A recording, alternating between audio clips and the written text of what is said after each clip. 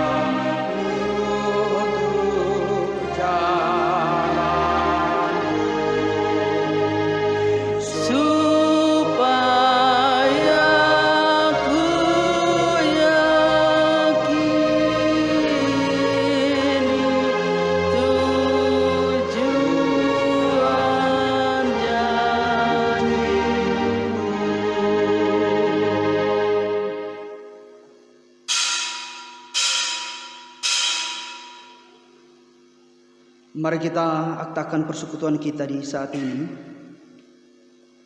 Dengan nama Allah Bapa, Anaknya Yesus Kristus dan Roh Kudus, ibadah hari Minggu Advent 4 ini ditabiskan. Amin. Kasih karunia Allah dan damai sejahtera dalam Yesus Kristus menyertai kamu sekalian.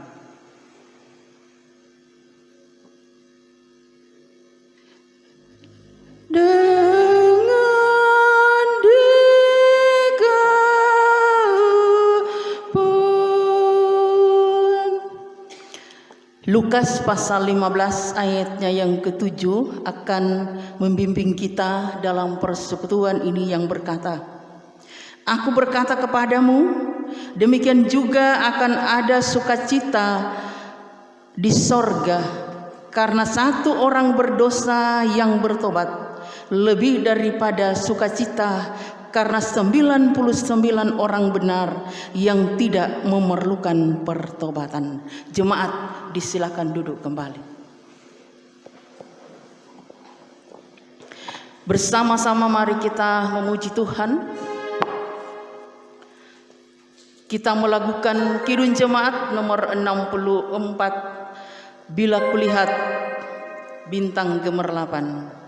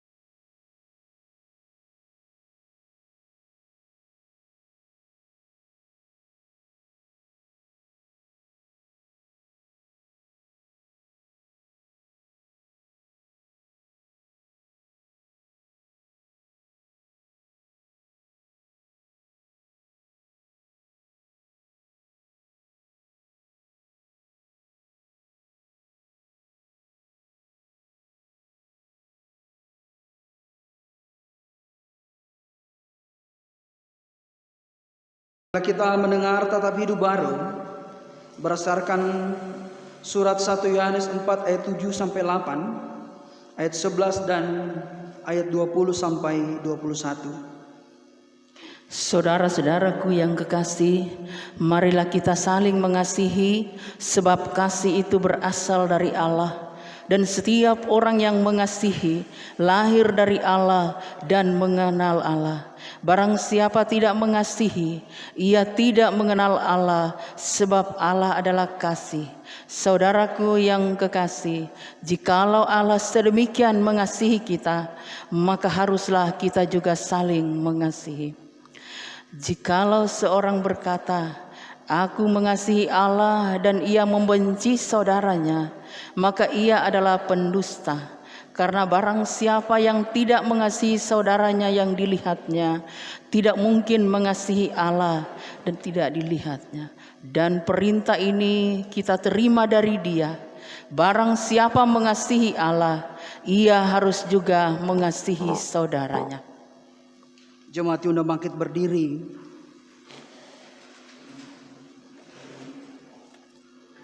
Ya Tuhan Allah pengasih dan penyayang, dengan rendah hati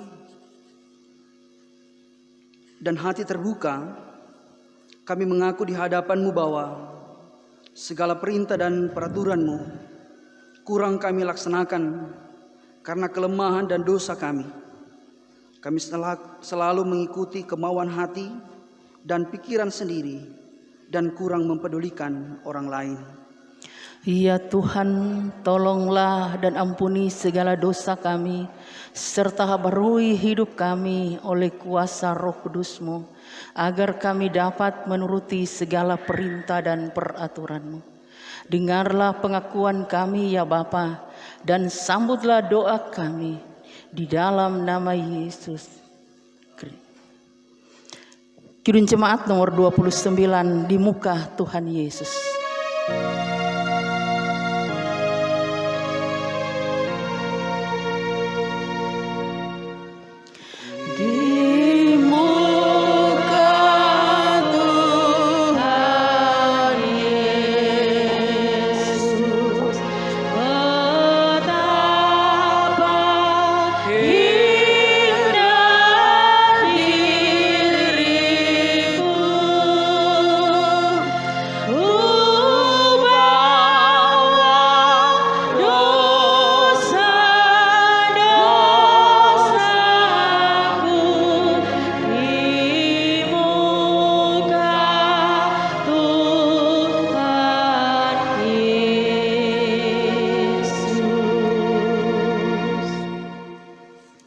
Dengarlah berita keselamatan dari Injil Yohanes 3 ayat 16 dan 17 sebagai berikut. Karena begitu besar kasih Allah akan dunia ini, sehingga Ia telah mengaruniakan anaknya yang tunggal, supaya setiap orang yang percaya kepadanya tidak binasa, melainkan beroleh hidup yang kekal. Sebab Allah mengutus anaknya ke dalam dunia bukan untuk menghakimi dunia, melainkan untuk menyelamatkannya oleh Dia. Amin. Kidung Jemaat 178, karena kasih-Nya padaku.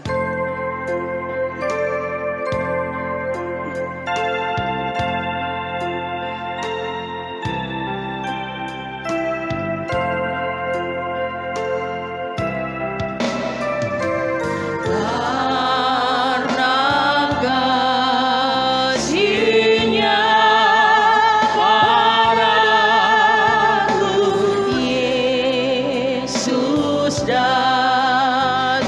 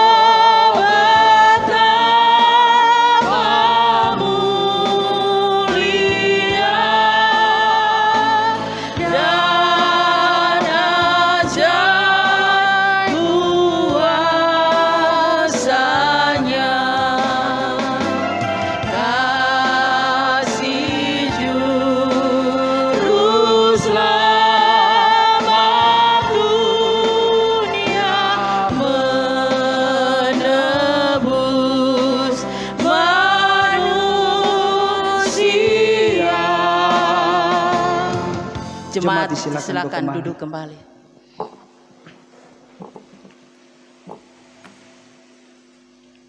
Mari kita berdoa. Karya agungmu ya Tuhan Yesus yang menyelamatkan kami manusia.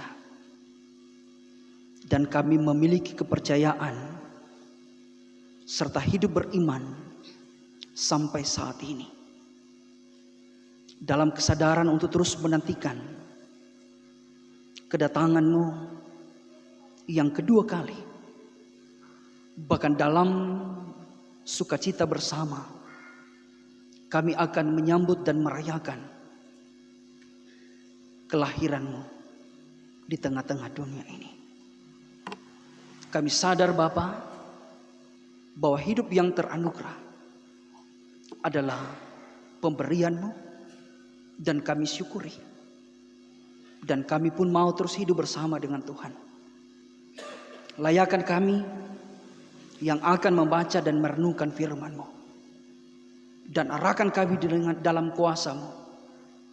Dan biarlah kami pun memahami kehendak-Mu. Bahkan pun dikuatkan untuk melakukan setiap kebenaran firman-Mu. Kami berdoa memohon bersyukur kepada-Mu Bapa, dalam nama Tuhan Yesus Kristus. Amin. Mari saudara-saudara kita membuka kitab Perjanjian Baru.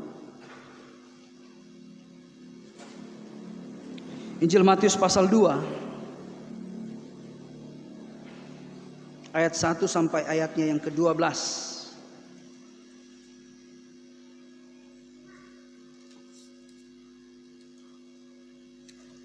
Matius pasal 2 ayat 1 sampai ayatnya yang ke-12.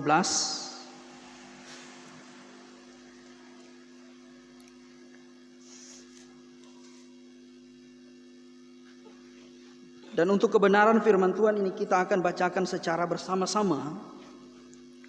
Matius pasal 2 ayat 1 sampai 12 dengan judul perikop orang-orang Majus dari timur. Kita mulai. Sesudah Yesus dilahirkan di Betlehem di tanah Yudea pada zaman Raja Herodes, datanglah orang-orang Majus dari timur ke Yerusalem dan bertanya-tanya, di manakah dia, raja orang Yahudi yang baru dilahirkan itu? Kami telah melihat bintangnya di timur dan kami datang untuk menyembah dia. Ketika Raja Herodes mendengar hal itu, terkejutlah ia beserta seluruh Yerusalem. Maka dikumpulkannya semua imam kepala dan ahli Taurat bangsa Yahudi. Lalu dimintanya keterangan dari mereka, di mana Mesias akan dilahirkan. Mereka berkata kepadanya, di Betlehem, di tanah Yudea, karena demikianlah ada tertulis dalam kitab Nabi. Dan engkau Betlehem, tanah Yehuda, engkau sekali-kali bukanlah yang terkecil di antara mereka yang memerintah Yehuda. Karena daripada mula akan bangkit seorang pemimpin yang akan mengembalakan umatku Israel. Lalu dengan diam-diam Herodes memanggil orang-orang Majus itu dan dengan teliti bertanya kepada mereka, bila mana bintang itu nampak. Kemudian ia menyuruh mereka ke Betlehem. Katanya, pergi dan selidikilah dengan seksama hal-hal mengenai anak itu. Dan segera sudah kamu menemukan dia, kabarkanlah kepadaku supaya aku pun datang menyembah dia. Setelah mendengar kata-kata raja itu, berangkatlah mereka. Dan lihatlah bintang yang mereka lihat di timur itu mendahului mereka hingga tiba dan berhenti di atas tepat di mana anak itu berada.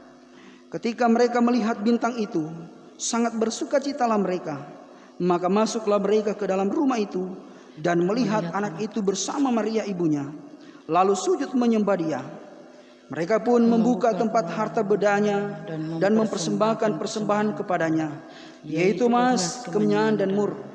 Dan mereka diperingatkan dalam mimpi supaya jangan kembali kepada Herodes. Maka pulanglah mereka ke negerinya melalui jalan lain. Demikian batas pembacaan firman Tuhan. Yang berbahagia ialah setiap orang yang bukan hanya mendengar firman Allah, tetapi yang juga memelihara dan memperlakukannya di dalam kehidupan sehari-hari. Hosiana.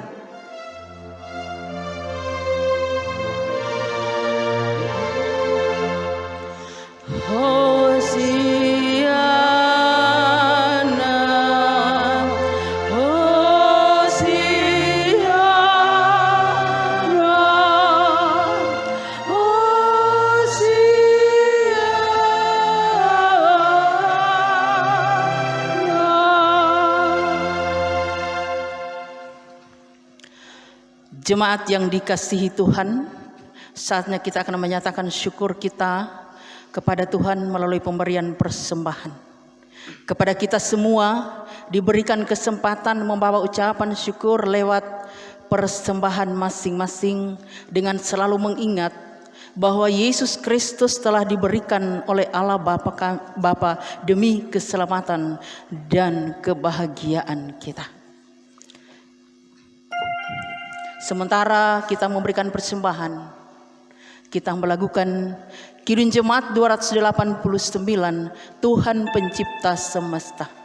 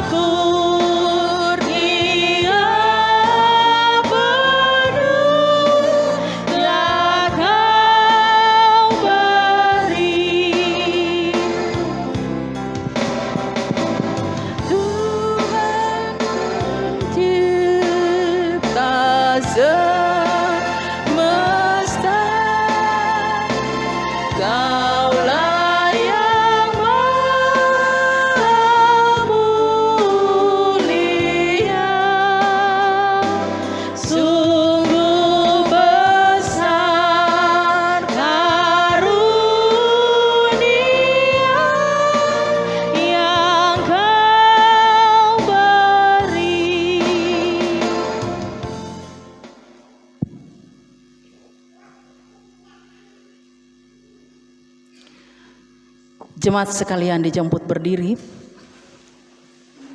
Mari kita menyerahkan persembahan kita kepada Tuhan. Kita berdoa. Segala puji dan syukur patut kami persembahkan kepadamu ya Bapa.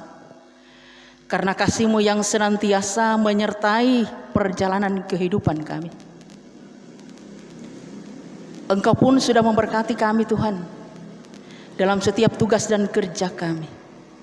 Hingga Bapa di hari ini, dalam pujian dan penyembahan bersama di Minggu Advent yang keempat ini, kami boleh membawa sebagian dari hasil pekerjaan kami untuk kami persembahkan kepada-Mu. Terima berkati persembahan kami ini Bapa, untuk pelayanan kasih-Mu di tengah-tengah dunia ini. Sambil kami tetap terus menyerahkan kehidupan kami, tugas dan kerja kami serahkan dalam tuntunan dan penyertaan Tuhan. Ini kami Tuhan yang datang kepadamu. Ampuni salah dosa kami. Di dalam nama Tuhan Yesus kami bawa persembahan ini kepadamu. Amin. Kidung Jemaat 302, kubri persembahan.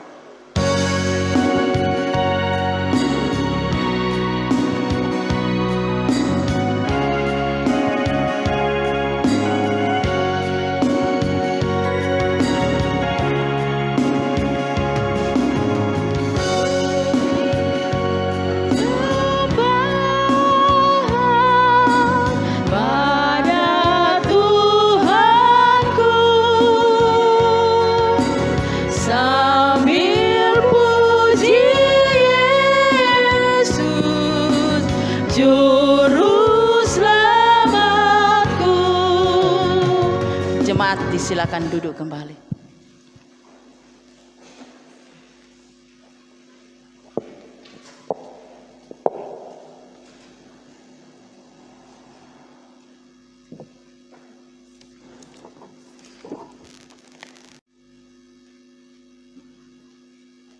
Salam sejahtera bagi kita semua. Maning kita mau bangun marukade. Dan coba kita lihat, kalau masih pagi-pagi sekali, di bagian timur, maka di sana akan nampak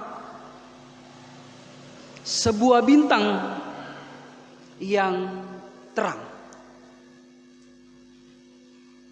Kalau bapak-bapak yang punya kegiatan di laut, baik itu yang jaga bajubi, Om Leno yang jaga mengail, nelayan, pasti akan memperhatikan dan melihat bahwa ada bintang yang terang di sebelah timur. Manisu berang sangnya mengada ini apa? Kada demah, bituing kada demah. Biasa disebut bintang pagi, atau bintang fajar, atau bintang timur. Nah, Bapak Ibu Saudaraku, bintang timur dalam bahasa Latin digunakan kata Lucifer. Sekali lagi, dalam bahasa Latin digunakan bahasa kata Lucifer. Lucifer terdiri dari dua kata, yaitu lux atau Lucy dan Ferrer. Orang mungkin masih ada sampai sekarang, Kang. Itu sabung Lux. Toh? Kalau orang mau ingat dulu di televisi, DP reklame artis Doran Tamaras, tahu? Tamara apa? Blesensky. Pokoknya perempuan-perempuan Marareno. Toh? Itu Lux. DP model.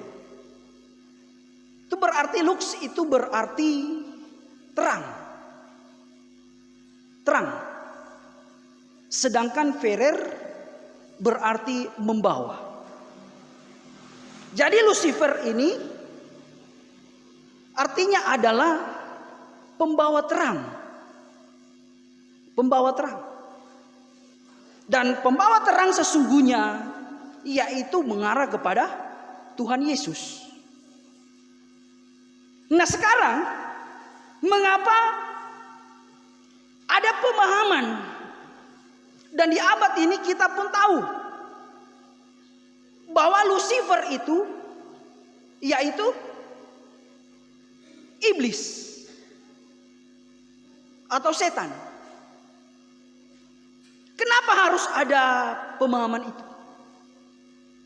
Itu karena pada abad keempat ada yang namanya Origenes.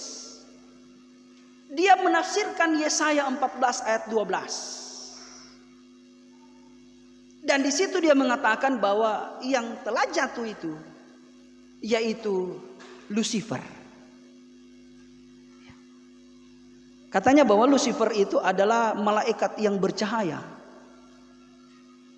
Dan dia dibuang dari sorga. Tetapi penafsiran terbaru memahami Yesaya 14 ayat 12, sesungguhnya itu bukan menunjuk pada iblis, tetapi menunjuk kepada Raja Nebukadnezar.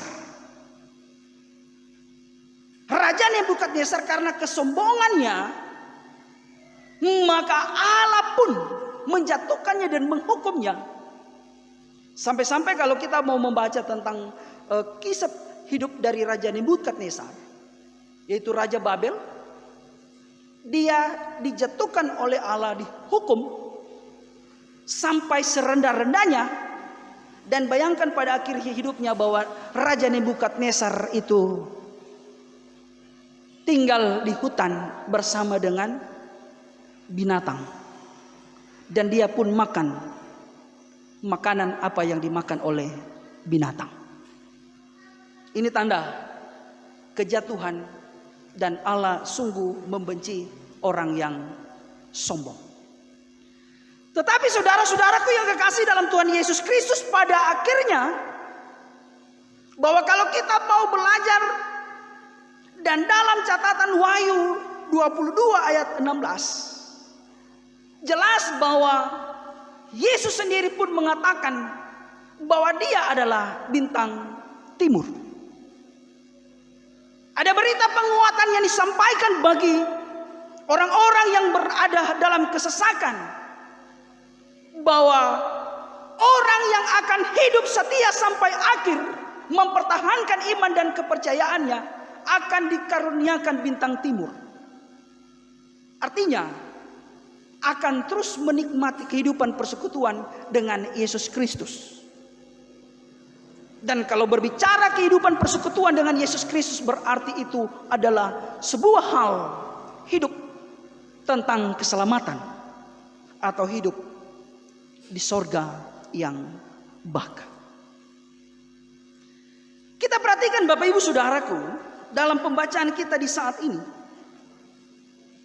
bahwa hal yang sangat menarik, orang-orang Majus dari timur yang sedang melihat bintang timur sebagai sebuah petunjuk untuk mengarahkan pemahaman mereka bahwa ada seorang raja yang lahir, raja yang besar yang lahir.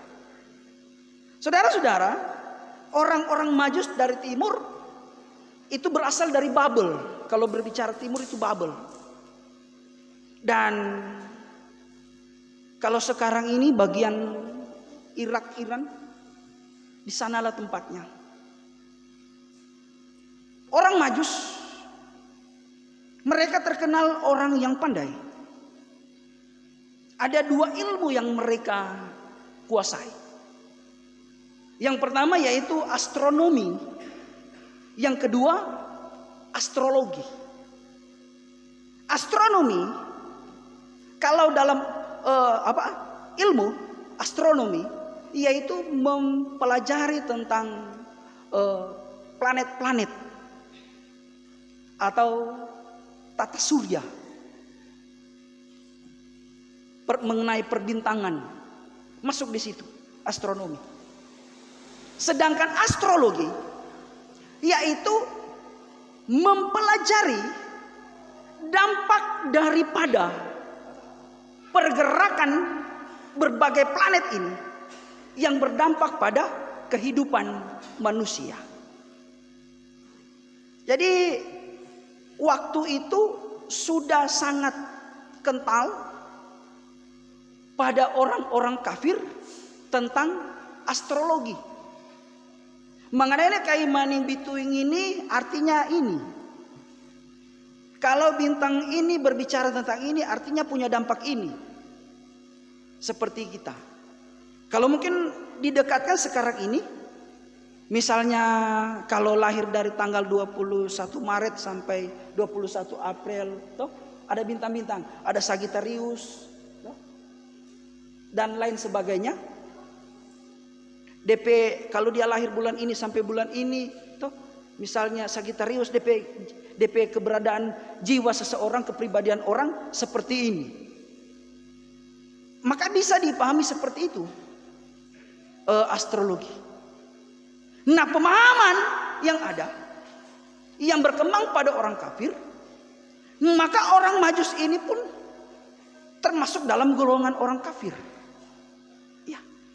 Mereka percaya dengan segala macam yang punya dampak terhadap manusia. Seperti itu. Mereka melihat bintang timur, itu berarti bahwa ada seorang raja yang besar yang lahir. Dan dari kepercayaan itu mereka pun berupaya untuk mencari raja itu. Sekali lagi mereka mau mencari raja itu. Sedikit Bapak Ibu Saudara kita berpikir, orang Majus berasal dari Babel dan harus berjalan mencari raja yang lahir itu berdasarkan petunjuk bintang. Dia datang ke Yerusalem. Itu perjalanan yang sangat panjang. Bukan hanya berbulan-bulan, bahkan bertahun-tahun perjalanan itu. Kalau kita mau melihat jarak yang harus mereka tempuh.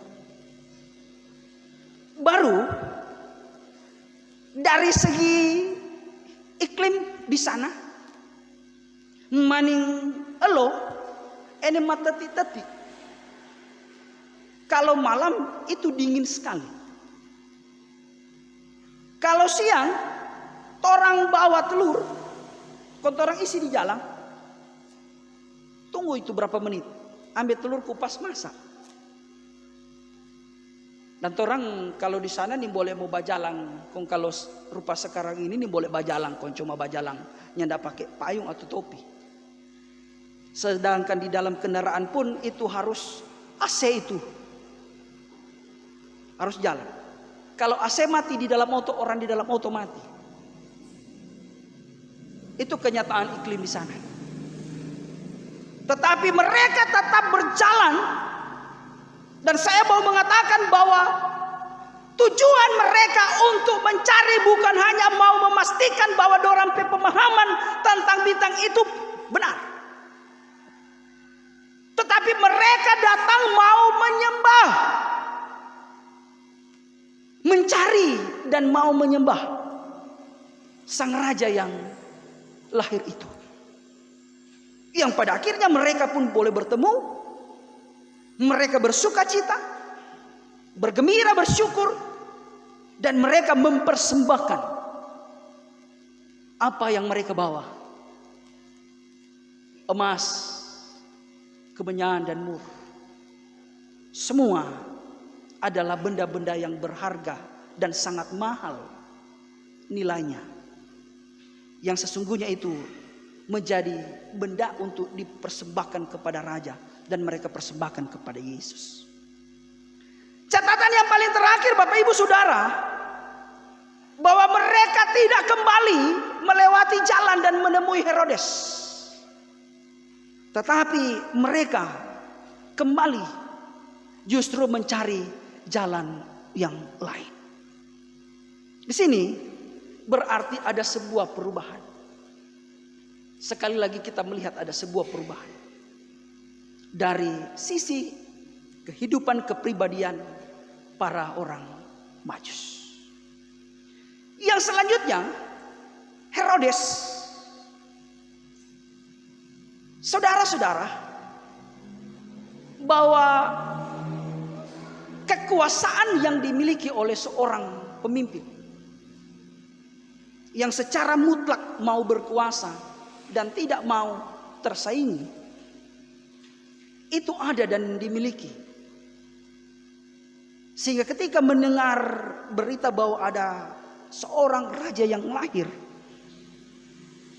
menimbulkan kegelisahan jiwa. Dan hanya dalam kepura-puraan nauri sumanga maju se tamai kamene pedea manisena kauba sau babari ku pauri sisia ku isie wade tamai dan juga mau menyembah. Padahal kalau kita mau melihat justru apa yang dilakukan di sana pada ayat 13 pembacaan kita dari yang kita batasi sampai 12, justru dia memerintahkan, sekali lagi memerintahkan untuk membunuh anak-anak laki-laki yang usianya di bawah 2 tahun. Kenapa? Karena dia tidak mau untuk tersaingi. Herodes tidak mau untuk tersaingi. Dan apa yang ia lakukan sesungguhnya hal yang sungguh sangat biadab. Saudara-saudaraku yang kekasih dalam Tuhan Yesus Kristus, tentu dari catatan kebenaran firman Tuhan di saat ini, kita pun terajak dan belajar dari sikap hidup para Majus, yaitu dengan kesungguhan hati. Walaupun harus berjalan begitu jauh, mereka harus meninggalkan keluarga, mereka harus berhadapan dengan berbagai resiko-resiko yang saya katakan tadi, cuaca, bukan hanya itu, tetapi tidak menutup kemungkinan berhadapan dengan binatang-binatang buas dalam perjalanan. Tetapi tekad untuk bertemu dengan sang raja, mereka harus melakukan itu. Dan pada akhirnya mereka pun bersuka cita. Tetapi juga dalam catatan bahwa mereka adalah orang-orang kafir. Sesudah berjumpa dengan Yesus, justru ada satu perubahan dalam kehidupan mereka. Yaitu mereka tidak lagi kembali mengikuti jalan yang mereka lalui sebelumnya. Tetapi harus mengambil jalan lain untuk kembali ke negeri mereka. Perjumpaan dengan Yesus membawa sebuah perubahan di dalam kehidupan pribadi para Majus. Demikian pun kita di hari-hari kehidupan ini, kita senantiasa mau diingatkan untuk memiliki kerinduan datang mendekatkan diri dengan Tuhan dan berupaya untuk mencari Tuhan. Walaupun tentu di sana ada berbagai tantangan dan pencobaan. Ada hal yang akan terjadi yang tanpa kita duga. Sudah mulai melangkah, memiliki tekad, terkadang pun ada hal-hal yang terjadi. Ada berbagai tantangan, ada berbagai persoalan.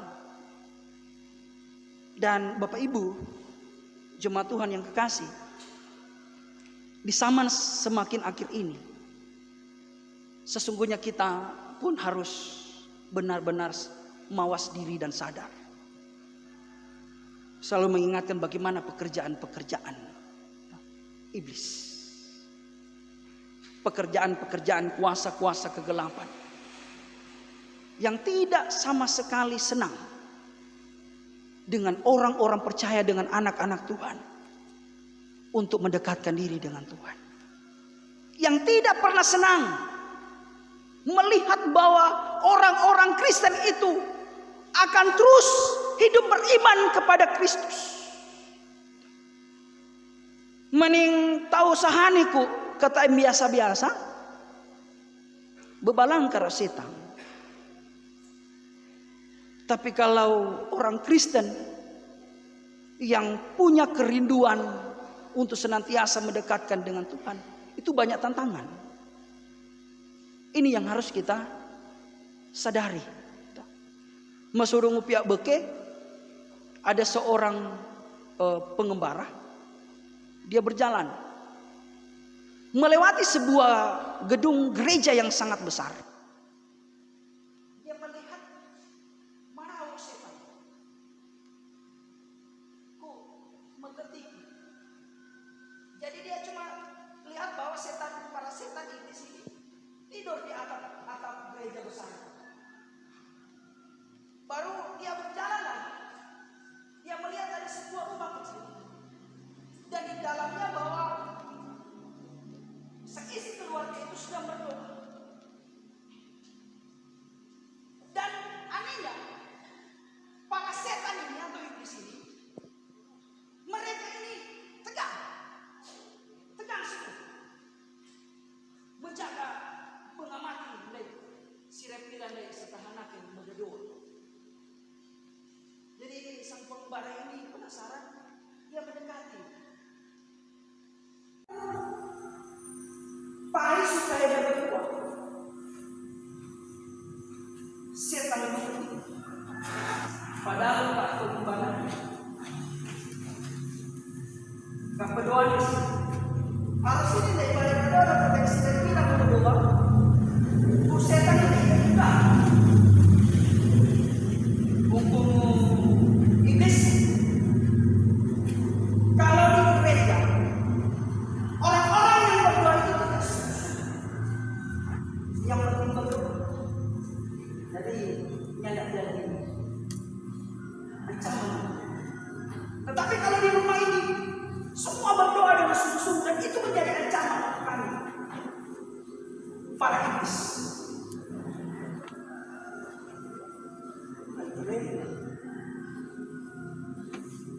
Jadi Bapak Ibu Saudara yang dikasihi dalam Tuhan Yesus Kristus, kalau kita mau sungguh-sungguh dengan Tuhan,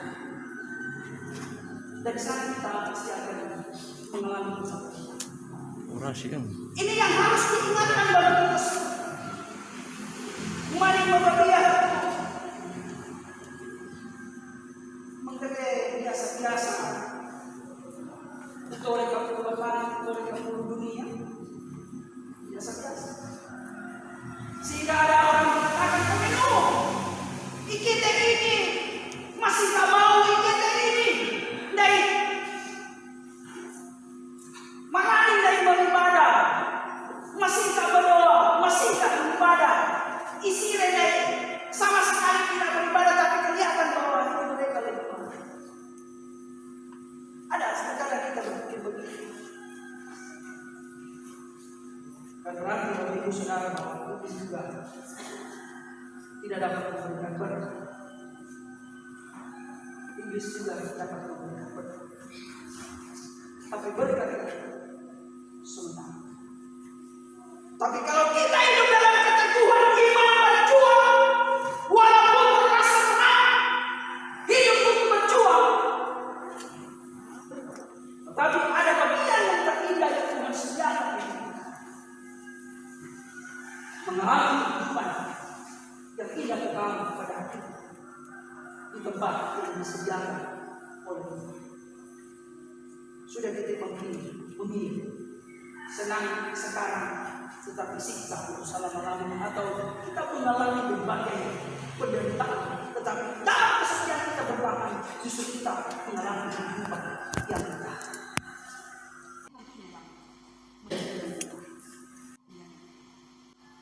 Saudara-saudara, saya mengatakan begini, dan ketika kita merenungi perjalanan kehidupan hidup, saya selalu mengatakan, saya katakan kurang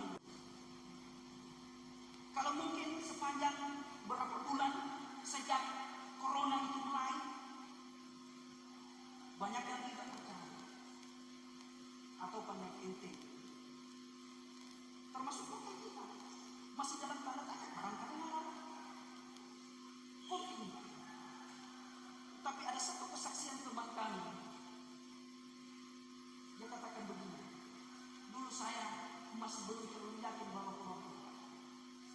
Tetapi setelah sekarang mengalami dan betapa siksanya ternyata kalau ada penyakit bawaan, beban nafas yang mati, baru sadar bahwa Tuhan.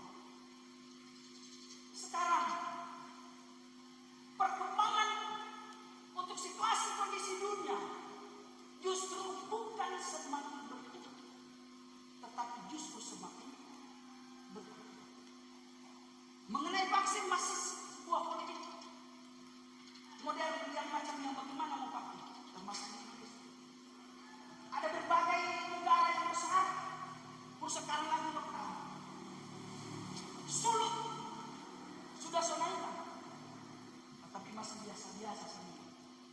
Baru-baru ini mitra sudah lokal, sangat semua itu. Kita tidak diarahkan untuk soal percaya dan tidak. Tetapi dari sisi iman kita pun harus merenungi tentang keberadaan dunia ini yang saya katakan singkatan bukan. Maka hukum bahwa mata iman tidak berpekat iman berbedani untuk menghadapi kenyataan. Jalannya tidak lain, yaitu mari kita semakin mendekatkan diri dengan Tuhan. Untuk mau hidup mendekatkan diri dengan Tuhan. Kalau kita melakukan itu dan hidup berserah kepada Tuhan, apapun yang akan terjadi, kita memiliki kepastian hidup, yaitu kehidupan yang kekal yang Tuhan sediakan bagi orang yang hidup dalam kesetiaan. Berarti hidup mau terus mendekatkan diri dengan Tuhan, dan hidup mendekatkan diri dengan Tuhan, yaitu bisa berubah untuk semakin mencintai Tuhan dan mau mempergunakan hari-hari kehidupan kita dengan sebaik mungkin. Amin.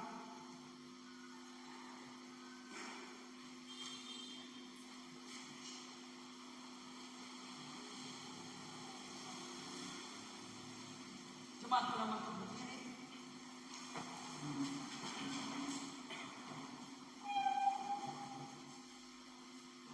Bersama-sama dengan dalam kesan jemaat Kristen di segala tempat dan sepanjang abad, kita mengikrarkan pengakuan iman kita dengan masing-masing berkata, aku percaya kepada Allah Bapa yang Maha Kuasa, kami dan kepada Yesus Kristus Anak Tuhan yang dikandung daripada Roh Kudus yang memberikan roh Tuhan saling mati dan diberikan turun ke dalam kerajaan dan yang ketiga berpulang yaitu surga terus makan alam atau akan ke sana untuk mempunyai orang hidup.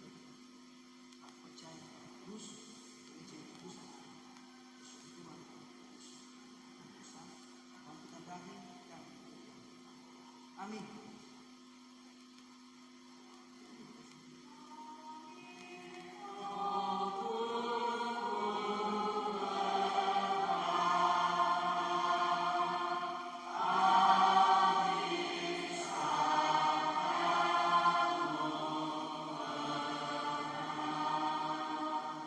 Silakan kembali.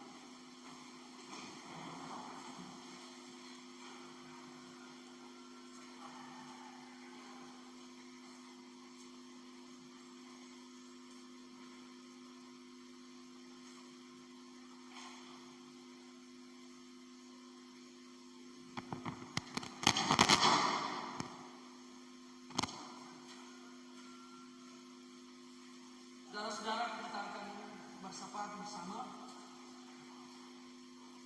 Dan di dalamnya kita akan membawa syukur dari keluarga Manado Bareno, ucapan syukur dari keluarga Pikiran Pantai, dan syukur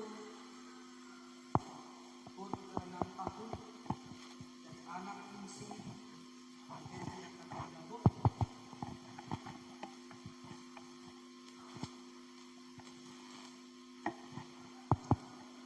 Dan pokok-pokok doa lainnya. Untuk itu mari kita berdoa. Semua yang kami rasakan adalah anugerah kebaikan Tuhan.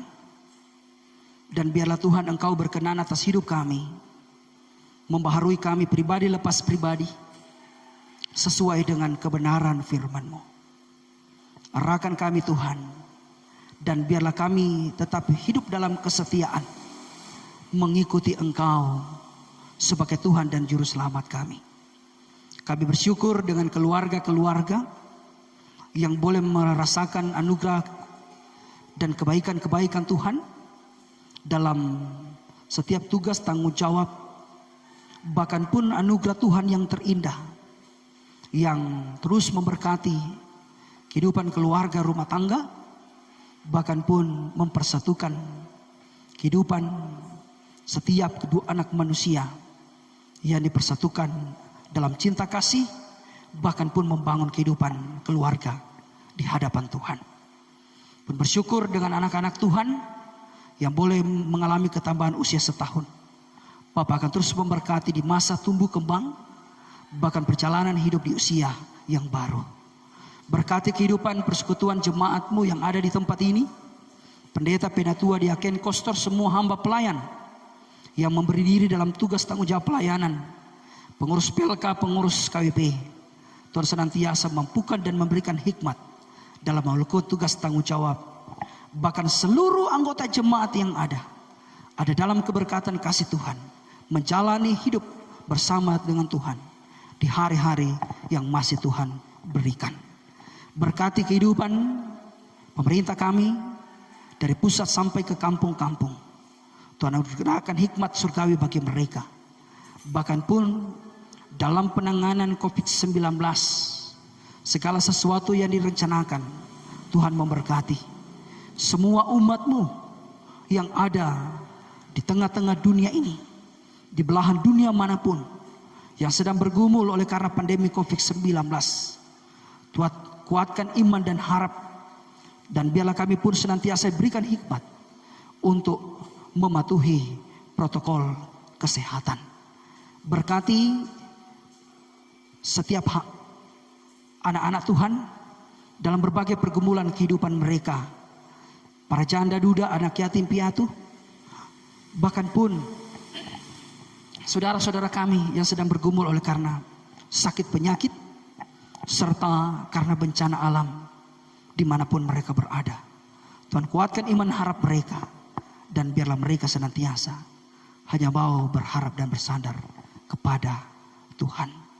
Ya Bapa yang Maha Pengasih, Engkau memberkati kehidupan setiap orang yang terus berjuang dalam berbagai hal, dalam keyakinan bahwa Engkau akan menyediakan hari esok, hari depan yang terindah bagi setiap orang yang mau mengandalkan Tuhan. Kami semua yang tertunduk di saat ini, Tuhan melihat tiap keberadaan kehidupan kami, pribadi lepas pribadi, bahkan pun keluarga lepas keluarga.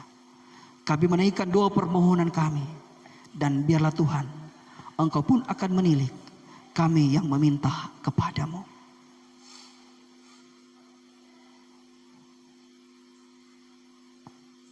Dengarlah seruan kami, ya Bapa, yang kami naikkan kepadamu. Dan kami berpengharapan hanya kepada Yesus Kristus sebagai Tuhan dan Juru Selamat, menghadapi berbagai tantangan dan pergumulan kehidupan di tengah-tengah dunia ini. Dalam perjuangan kami, Tuhan senantiasa ada memegang tangan kami dan mengarahkan langkah kaki kami. Kami bersimpu di hadapan Tuhan, dan Tuhan memberkati kehidupan kami. Dalam setiap langkah juang kami, Tuhan pun menilik, sehingga segala sesuatu yang kami lakukan, semuanya berkenan kepada Tuhan. Perjalanan gereja-Mu yang ada tersebar di seluruh dunia, bahkan pun secara khusus gereja Masih Injil Sangya Telaut, ada dalam pengurapan Tuhan. Semua hamba pelayan dari tingkat sinode, resort, jemaat pun diberkati oleh Tuhan. Ya Bapa di sorga, ini kami semua yang memohon kepadamu, bersyukur kepadamu, di dalam nama Tuhan Yesus Kristus yang sudah mengajar kami berdoa bersama.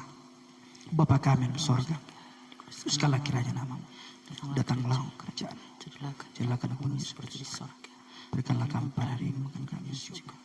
Ampunilah segala kesalahan kami, seperti kami juga orang bersalah kepada kami.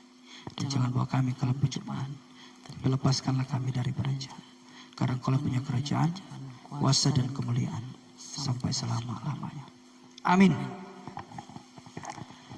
Jemaat yang dikasihi Tuhan, saatnya kita akan mendengarkan berita jemaat.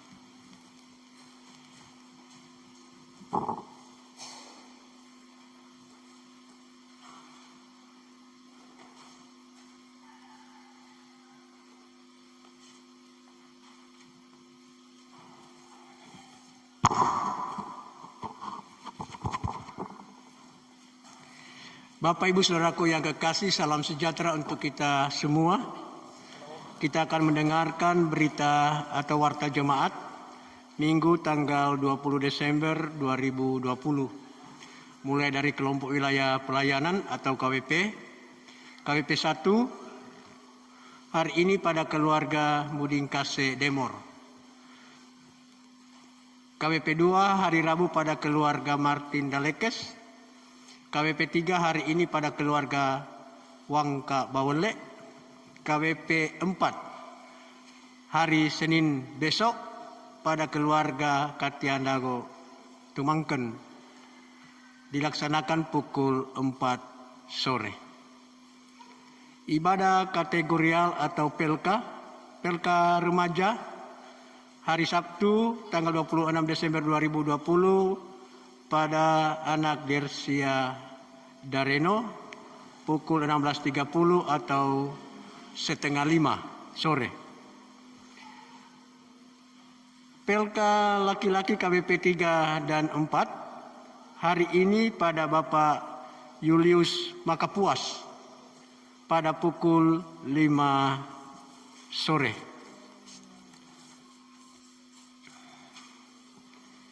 Kemudian pelayanan ibadah hari Kamis tanggal 24 Desember 2020, Kadim Pendeta Nyonya JOL Tatinting STH, Majelis Asistensi Pelka Pemuda dan Remaja, Prokantor Pelka Pemuda dan Remaja, Sumber Lagu Kidung Jemaat, Singers Pemuda dan Remaja, Tiboris, Bapak Mordekai Sasamu. Kemudian Bapak Ibu Saudara-saudaraku sekalian, kita akan mendengarkan pengumuman-pengumuman yang lain. Pertama, penggembalaan baptisan. Kami ulangi, penggembalaan CD Jemaat.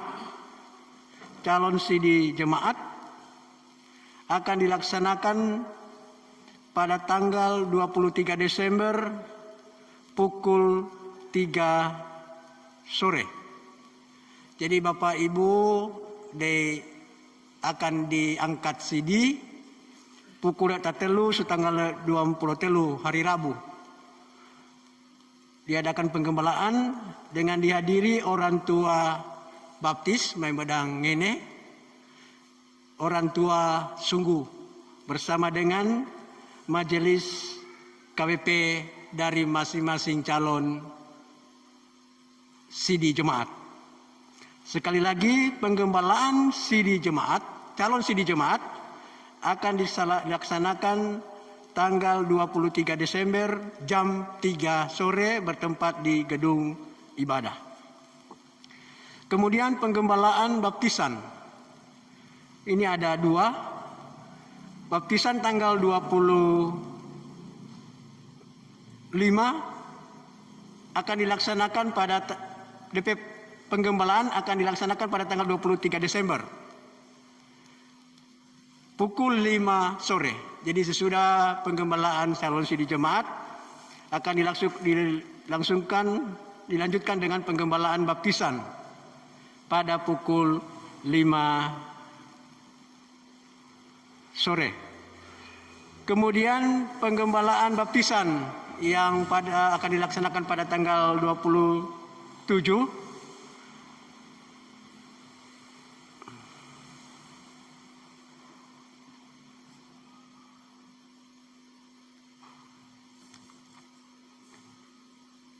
juga akan dilaksanakan penggembalaan baptisan Jadi pada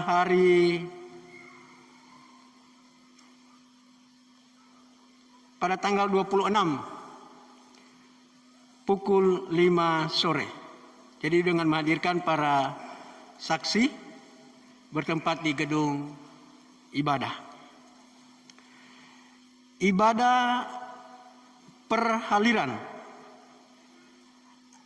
akan dilaksanakan di kelompok wilayah masing-masing, jadi dirangkaikan dengan kelompok rumah tangga.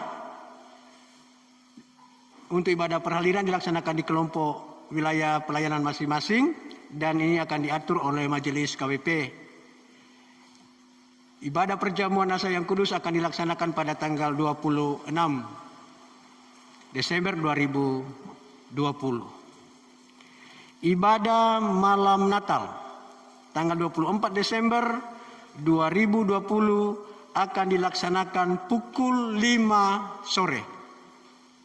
Ya, jadi ibadah malam Natal tanggal 24 Desember 2020 akan dilaksanakan pukul 5 sore. Nah, sehubungan dengan perayaan atau dalam rangka perayaan Natal dan Tahun Baru, Badan Pekerja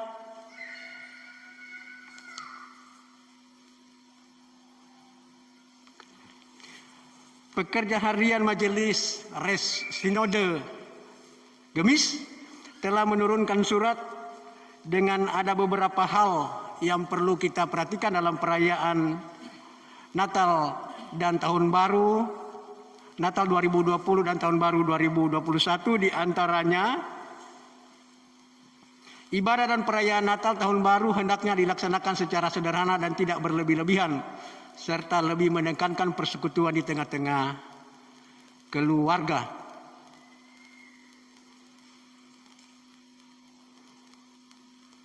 Pelaksanaan ibadah perayaan menyambut Natal Yesus Kristus dan Tahun Baru memperhatikan dengan protokol kesehatan, dengan antara lain tempat ibadah dibersihkan, dilakukan disinfektan sebelum ibadah dimulai, disiapkan tempat cuci tangan seperti yang biasa, pengukuran suhu seperti biasa, baru kemudian seluruh warga jemaat mengikuti ibadah memakai masker. Jadi kadang-kadang kita lupa untuk memakai masker.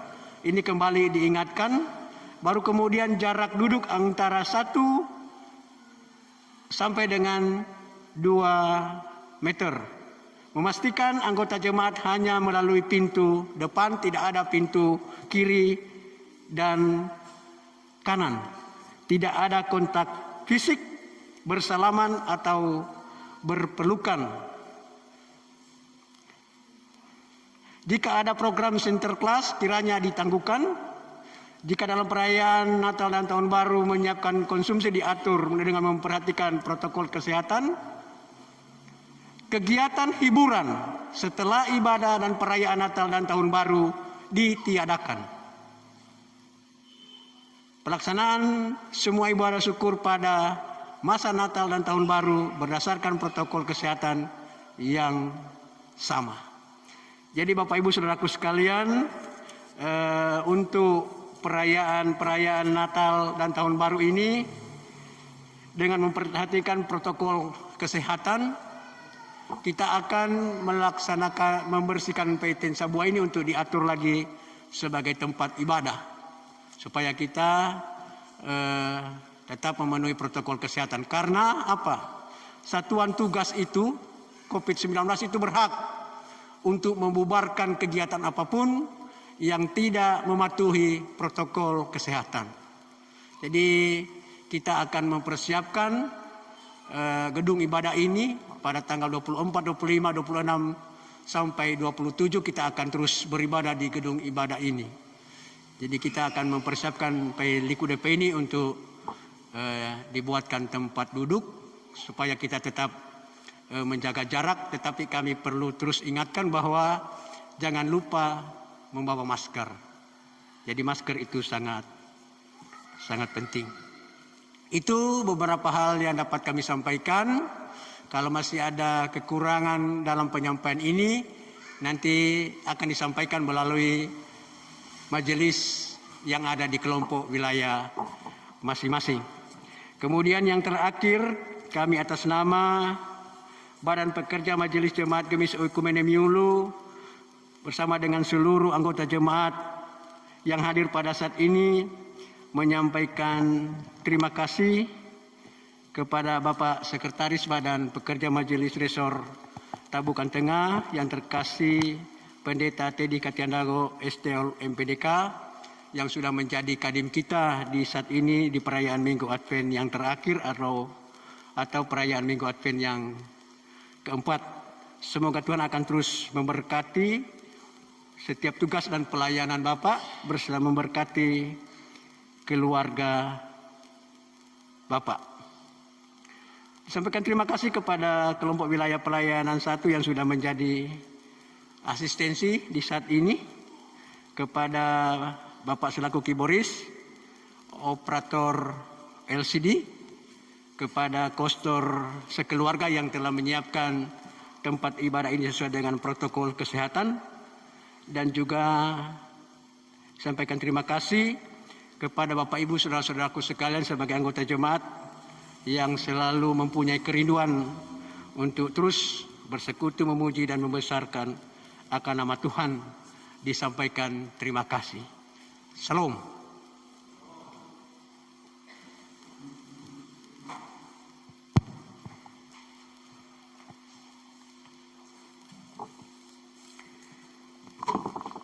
Jemaat yang dikasihi Tuhan, menjelang berakhirnya persekutuan kita, sekalian dijemput berdiri, mari kita bersama memuji Tuhan.